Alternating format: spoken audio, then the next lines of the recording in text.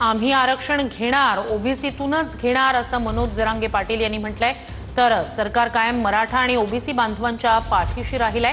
महाराष्ट्राचं वातावरण बिघडवणं हिताचं नाही असं मंत्री जयकुमार गोरे यांनी म्हटलंय। नाही काहीच नाही, सरकारकडून काय नाही आणि त्या आशेवर मी आंदोलन करत नाही कधी, कारण ठरवून केलेलं आंदोलन कधीच यशस्वी होत नाही। मी बसतो आणि तुम्ही या सोडायला, ते यशस्वी होत नसतं। मला माझ्यावर आत्मविश्वास आहे, माझ्या समाजावर आत्मविश्वास आहे। आम्ही लढून मिळवतो आणि आम्हाला नाविलाज आहे।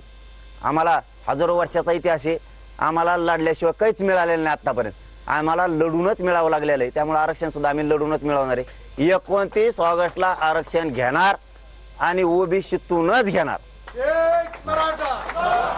प्रत्येकाला आपला अधिकार मागण्याचा हक्क आहे, प्रत्येकाला आपला अधिकचा आपल्याला सवलती मिळावे हे मागण्याचा अधिकार आहे। पण हे मागत असताना सामाजिक व्यवस्था बिघडली नाही पाहिजे, सामाजिक शांतता नाही बिघडली पाहिजे।